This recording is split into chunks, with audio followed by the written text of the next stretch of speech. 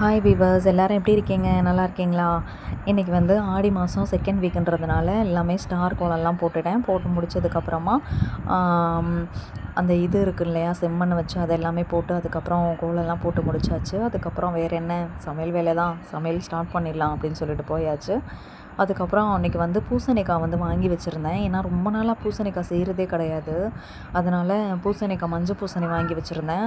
மஞ்சள் பூசணி வந்து சாம்பார் வச்சிடலாம், அப்புறம் வந்துட்டு கோஸ் வந்து பொரியல் பண்ணிக்கலாம் அப்படின்னு சொல்லிட்டு அதெல்லாம் ஸ்டார்ட் பண்ண ஆரம்பிச்சிட்டேன். அதுக்கப்புறம் கோஸ் பொரியல் பண்ணிவிட்டு அதுக்கப்புறம் பூசணிக்காய் வந்து சாம்பார். ஏன்னா வெண்பூசணி வந்து ரொம்ப நல்லது, வெள்ளை பூசணின்னு சொல்லி நிறைய பேர் வந்து சொல்லியிருக்காங்க. ஏன்னா நானுமே நிறைய வீடியோஸ்லேயும் பார்த்துருக்கேன். யூஸ்வலாக வெள்ளை பூசணி வந்து லேடிஸ்க்கு பொறுத்தவரைக்கும் அவங்களுக்கு வந்து எப்படி சொல்கிறது, வயிறு வலி அந்த மாதிரி டைம்லலாம் நம்ம சாப்பிட்டோம் அப்படின்னா எப்படி நல்லாயிருக்கும். ஏன் அப்படின்னா வந்துட்டு யூஸ்வலாக எல்லாருமே வந்து எடுத்துக்கலாம். வெண்பூசணி வந்து ஜூஸ் போட்டு குடிக்கலான்னு சொல்லியிருக்காங்க, நிறைய வந்து சொல்லியிருக்காங்க. பட் ஆனால் நான் ட்ரை பண்ணது கிடையாது. அதில் வந்து அல்வா மாதிரி ஸ்வீட்டெல்லாம் வந்து சாப்பிட்ருக்கேன். ஆனால் அந்தளவுக்கு எனக்கு பிடிக்காது எனக்கு. ஒரு நாள் வந்து யாரோ வாங்கி கொடுத்துருந்தாங்க, அது சாப்பிட்டு அந்தளவுக்கு எனக்கு பிடிக்கல. ஆனால் நம்ம ஜூஸ் அது மாதிரி உடம்புக்கு நல்லதுன்னா எதனா சாப்பிட்டு தானே ஆகணும் கண்டிப்பாக. ஸோ அதனால் அந்த மாதிரி சாப்பிட்ணும் அப்படின்னு நான் நினப்பேன். பட் பிடிக்கலன்னா எடுத்துக்க மாட்டேன். நீங்கள் எப்படின்றத கமெண்டில் சொல்லிவிடுங்க. அதுக்கப்புறம் பூசணிக்காய் மஞ்சள் பூசணி தான் சாம்பார் வச்சுட்டேன். அதுக்கப்புறம் இதெல்லாம் முடிஞ்சதுக்கப்புறமா தம்பிக்கு வந்து பருப்பு எடுத்து வச்சுட்டேன். ஏன்னா அவனுக்கு பருப்பு சாதம் தான் வந்து ஸ்கூலுக்கு கொடுத்து விடலாம் அப்படின்னு சொல்லிட்டு அதை எடுத்து வச்சிட்டேன். ஏன்னா அவனுக்கு சாம்பார் வந்து அந்தளவுக்கு சாப்பிட மாட்டான். பருப்பு சாதம் அப்படின்னா சாப்பிட்ருவாரு. அதனால் அது எல்லாமே முடிச்சுட்டு கோஸ் பொரியலுக்கு வந்து சிறுபருப்பு வந்து ஊற வச்சிருக்கேன். சிறுபருப்பு போட்டு அதை வந்து கோஸ் பொரியல் பண்ணியாச்சு. அதுக்கப்புறம் தேங்காய் பூண்டு இதெல்லாம் அரைச்சி வச்சுருந்தது அதெல்லாமே ஆட் பண்ணிவிட்டு அதுக்கப்புறம் வந்து கோஸ் பொரியலும் வந்து ரெடி ஆகிடுச்சு. அதுக்கப்புறம் பார்த்திங்கன்னா அப்புறம் வேறு என்ன, நான் கிளம்ப வேண்டிய நேரம் வந்தாச்சு. அதனால் நான் கிளம்புறதுக்கு போயிட்டேன். எல்லாமே தாளித்து விட்டுட்டு சாம்பார் எல்லாம் எடுத்து வச்சுட்டு அதுக்கப்புறமா நான் வந்து கிளம்புறதுக்கு போயிட்டேன். போயிட்டு நான் வந்து 7:30க்கெலாம் வந்து கிளம்புனா தான் 8 மணிக்கு நான் ஸ்கூலில் இருக்க முடியும். அதனால் நான் எல்லாமே ரெடி பண்ணிவிட்டு எல்லாமே எடுத்து வச்சுட்டு நான் வந்து கிளம்பிட்டேன். அதுக்கப்புறம் பார்த்திங்கன்னா ஈவினிங் மாவு ஊற வைக்க சொல்லியிருந்தேன். அதனால் அப்புறம் எங்கள் மதுரையில் வந்து ஊற வச்சுருந்தாங்க. அதுக்கப்புறம் மாவு எல்லாமே போட்டு அரைச்சிட்டு அது எல்லாமே எடுத்து வச்சா தான் மறுநாள் காலையில் டிஃபனுக்கு கொஞ்சம் ஈஸியாக இருக்கும். ஆனால் நானும் ட்ரை பண்ணுறேங்க. நம்ம வந்து ஏதாச்சும் கொஞ்சம் வெரைட்டியாக வந்து செய்யணும், வேறு ஏதாவது பண்ணணும் அப்படின்னு நினைக்கிறேன். பட் ஆனால் என்னால் முடியல. ஏன்னா வந்து எப்போ பார்த்தாலும் இட்லி தோசை இந்த வெல்லமாகவே எடுத்துக்கக்கூடாது அப்படின்னு நான் நினைக்கிறேன். பட் இருந்தாலும் என்னால் அது வேறு வழி இல்லாமல் அதை தவிர்த்து அதை தான் பண்ணுற மாதிரி ஆகிடுது. எப்படி பார்த்தாலும் அப்படி தான் பண்ணுறேன். சப்பாத்தி ஒரு நாள் போடலாம் அந்த மாதிரிலாம் தோணுது. பட் ஆனாலும் வேலை டயர்டில் என்னால் சத்தியமாக ஒன்றுமே முடிய மாட்டேங்குதுங்க. அந்த மாதிரி தான் எப்போவுமே போகுது. அதுக்கப்புறம் வந்து பார்த்திங்கன்னா நம்மளுக்கு மேலே போய் மஞ்சள் குங்குமம் வைக்கலாம்னு சொல்லிவிட்டு அதுக்கப்புறம் ஸ்டார்ட் பண்ண போயிட்டேன். மேலே எல்லாமே அந்த அம்மாவுக்கு மஞ்சள் குங்குமம் இதெல்லாம் வச்சுட்டு அதுக்கப்புறம் கோயிலுக்கு போகிறதுக்கு எல்லாமே ரெடி பண்ணணும் இல்லையா, அதனால் முன்னாடியே மஞ்சள் குங்குமம்லாம் வச்சுட்டேன். ஆனால் அந்த வீடியோ ஃபஸ்ட்டே போட்டிருப்பேன். இந்த வீடியோ வந்து கொஞ்சம் டிலேவாக போட்டுட்ருக்கேன். அதுக்கப்புறம் மஞ்சள் குங்குமம்லாம் வச்சுட்டு பூஜைலாம் பண்ணியாச்சு. ஏன்னா வெள்ளிக்கிழமைன்றதுனால நம்ம கொஞ்சம் ஸ்பெஷலாகவே வீக்லி ஒன்ஸு நான் எப்போவுமே அதை வந்து பண்ணிவிடுவேன். ஏன்னா அப்படி இல்லை என்னால் பண்ண முடியாத சூழ்நிலை அப்படின்னா 2 வீக்ஸ் ஒன்ஸ் அந்த மாதிரி பண்ணிவிடுவேன். அப்புறம் எல்லாமே முடிஞ்சதுக்கப்புறமா கீழேயும் வந்து நம்ம விளக்கேற்றிட்டு பூஜைலாம் பண்ணியாச்சு. அந்த கோலம் எப்படி இருக்குது அப்படின்றத கமெண்டில் கண்டிப்பாக சொல்லுங்கள். ஏன்னா இப்போ வந்து எப்படி சொல்கிறது, அடிக்கடி வந்து இந்த மாதிரி லோட்டஸ்லேயே வந்து நிறைய வெரைட்டியாக போடுற மாதிரி எனக்கு ஒரு ஃபீலாக இருக்குது. அப்படியே தோணும், அப்படியே கைக்கு வர மாதிரி அப்படியே போட்டு விட்டுருவேன். நல்லா இருந்துச்சு, நான் பார்க்குற போதே எனக்கு அழகாக இருந்தது. எப்படி இருக்குது அப்படின்றத கமெண்ட் செக்ஷனில் சொல்லுங்கள். அதுக்கப்புறம் எல்லாமே மாவு கீழே போட்டு விட்டுட்டு தான் வந்தேன். கிரைண்டரில் ஓடிட்டு இருந்துச்சு. அதுக்கப்புறம் இது எல்லாமே எடுத்து வலித்து வச்சுட்டேன். மாவு எல்லாமே எடுத்து வச்சுட்டு அதுக்கப்புறமா ஃபுல்லாக வாஷ் பண்ண வேண்டியதான். கிரைண்டர் எல்லாமே வாஷ் பண்ணிவிட்டு அதுக்கப்புறம் சமையல் ஈவினிங் நைட்டுக்கு என்ன செய்யலாம் அப்படின்ட்டு யோசிச்சுட்டே இருந்தோம்.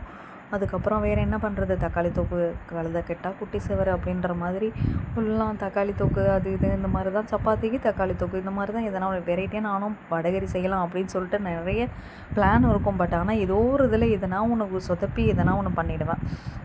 ஏன்னா அந்த டைமில் சப்பாத்தி போடுற டைமில் மாவு அரைச்சா எனக்கு ரொம்ப டயர்டாயிருவேன். சப்பாத்தி நின்றுட்டே வேற சுடணுமா, அதுக்கப்புறம் வந்துட்டு மாவு அரைக்கிறதும் என்னால் நின்றுட்டே வாஷ் பண்ணால் ஒரு சரியான பேக் பெயின் வந்து ஸ்டார்ட் ஆகிடும். அதனால எனக்கு ரொம்ப கஷ்டமாக இருக்கும். அதனாலேயே வந்து என்ன பண்ணுவேன்னா, ஓகே இந்த மாதிரி ஏதாவது சிம்பிளாக செஞ்சுக்கலாம் அப்படின்னு சொல்லிட்டு டக்குன்னு இதை பண்ண ஆரம்பிச்சாச்சு. அதுக்கப்புறம் என்ன, நம்ம வந்து மறுநாள் கோயிலுக்கு போனோம் இல்லையா, அதனால் இது எல்லாமே ஃப்ரைடே வேலை. இதை நைட்டு எல்லாமே எடுத்து வச்சு அரேஞ்ச் பண்ணியிருந்தது. குலதெய்வம் கோயிலுக்கு போகிறதுக்காக இதெல்லாம் எடுத்து ரெடி பண்ணி வச்சுட்டேன். ஆனால் அந்த குலதெய்வம் கோயிலுக்கு போன வீடியோ ஃபஸ்ட்டே உங்களுக்கு வந்துட்டுருக்கும். இது வந்து பிஃபோராக எடுத்த வீடியோ. பட் ஆனால் என்னால் எடிட் பண்ணி வாய்ஸ் ஓவர் கொடுக்கறதுக்கே எனக்கு டைமே இல்லை. ஏன்னா நிறைய ஒன்று மாற்றி ஒன்று எங்களுக்கு ஏதாச்சும் ஒரு ஒர்க்கு வந்துகிட்டே இருக்கா. ஸோ ஒன்று மாற்றி ஒன்று ஏதாச்சும் பண்ணிகிட்டே இருக்க மாதிரி இருக்குது. ஏன்னா இப்போ இது வந்து second week and third week ரெண்டுமே மெர்ஜ் பண்ணி இந்த வீடியோ வந்து எடிட் பண்ணி வாய்ஸ் ஓவர் கொடுத்துட்டேன். ஆடி மாதம் வந்தாலே நம்மளுக்கு ஒர்க்கு ஜாஸ்தியாக தான் இருக்கும். அம்மனுக்கு உகந்த நாள்ன்றதுனால வீக்லி ஒன்ஸு கண்டிப்பாக இதை வாஷ் பண்ணி நம்ம வந்து மேலே இருக்க அம்மாவுக்கு அதை பண்ணணும்.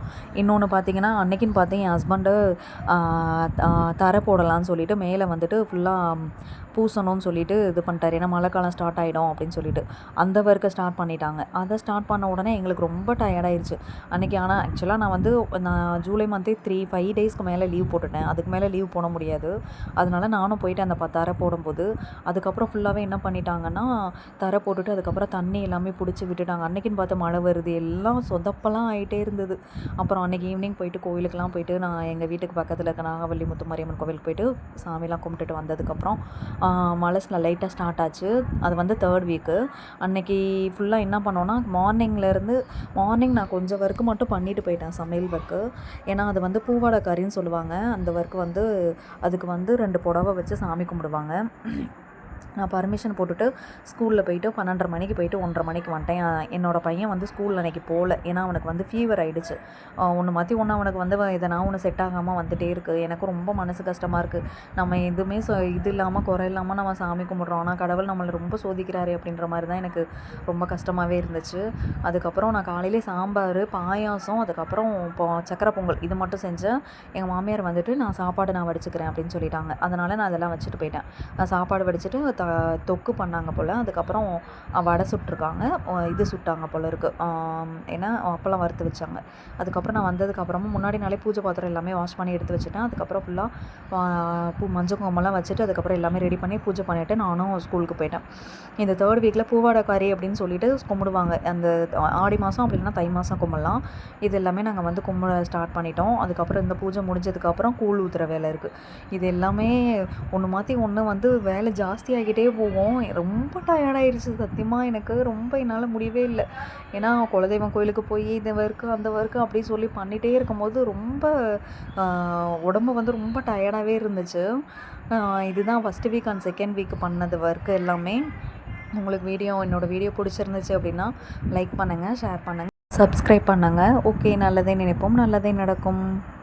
எப்படி இருந்துச்சு வீடியோ அப்படின்றத கமெண்டில் சொல்லுங்கள். Okay, bye bye. Thank you for watching.